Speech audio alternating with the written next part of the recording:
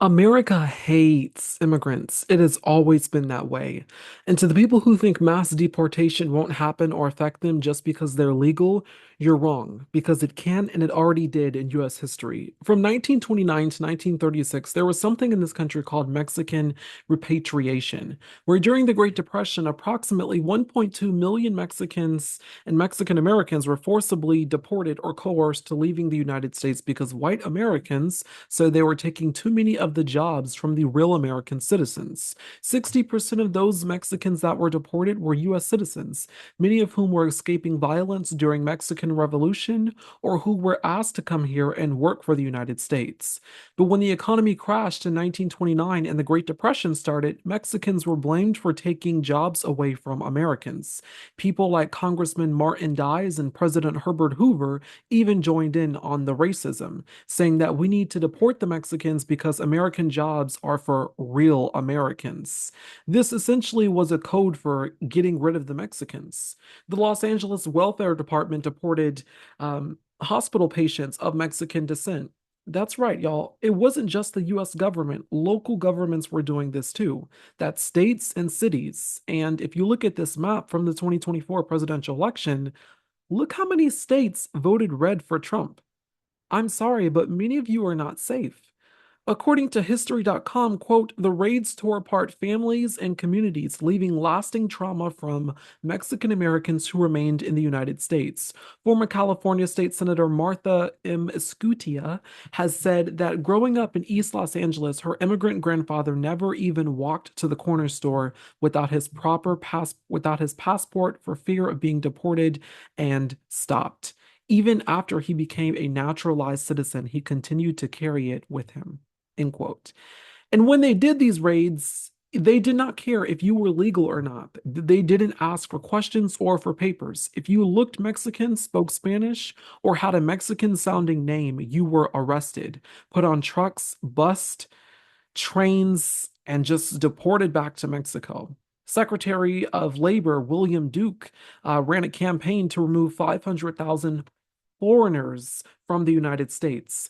LA ran a just raided predominantly Hispanic places. In one 1931 raid in LA, they rounded up more than 400 people at La Placita Park and deported them back to Mexico. And even though this was illegal and unconstitutional, the Los Angeles City Council said in a memo, quote, this isn't about constitutional validity, it's about the color of their skin. They've always been racist. They've always said the quiet part out loud. It was there in 1931. It is here in 2024. Scholars have said that because the forced movement was based on ethnicity and frequently ignored citizenship, some scholars argue that the process meets modern legal definitions of ethnic cleansing, effectively getting rid of an entire race or an entire ethnic population simply because you do not like them. According to reporting from The Atlantic, in his address to a joint session of Congress, the President of the United States at the time, Herbert Hoover, he painted a dark portrait of American immigrants in this country. He said, quote, as we speak tonight, we are removing gang members, drug leaders, and criminals that threaten our communities and prey on our very innocent citizens. Doesn't that sound like something Trump would say? And matter of fact, doesn't hasn't he said that not just about Hispanics, but immigrants writ large? You know, when they let, I think the real number is 15, 16 million people into our country, when they do that, we got a lot of work to do. They're poisoning the blood of our country. That's what they've done. They poison mental institutions and prisons all over the world, not just in South America, not just the 3 or 4 countries that we think about, but all over the world. They're coming into our country from Africa, from Asia, all over the world. They're pouring into our country. Nobody's even looking at them. They just come in. The crime is going to be tremendous. The terrorism is going to be, and then we built a tremendous piece of the wall, and then we're going to build more. For the people in this country who do not think mass deportation will not work or he won't do it, why not? Why not when it has already been done before in this country? Mass deportation is in Project 2025. That is their plan. This was a tweet from Stephen Miller, the architect of the family separation policy under the Trump administration, when we were putting Hispanic children in cages and separating them from their parents.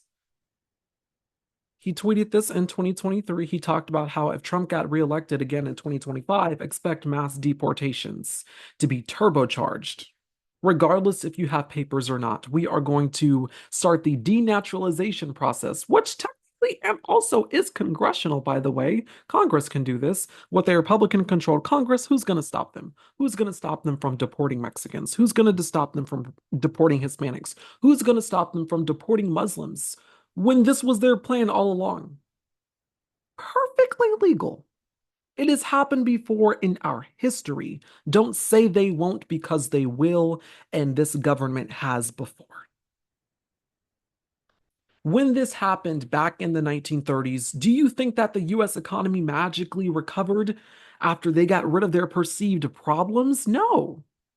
It got worse and worse. And for a decade, for full on 10 years, the United States endured the longest, the worst economic suffering in its history. You got rid of the immigrants, and still nothing happens with your economy. So, yeah, blame the immigrants. The immigrants are the problem. It is nothing more than racist ethnic cleansing. And that is exactly what Donald J. Trump represents. Mass deportation is expensive, it is detrimental, but the racists do not see it that way. Re-electing Donald Trump will inevitably burn down the US economy, burn it to the ground.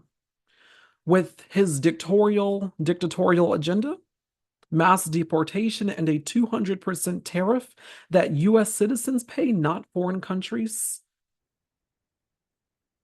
brace for impact. Darkness is coming.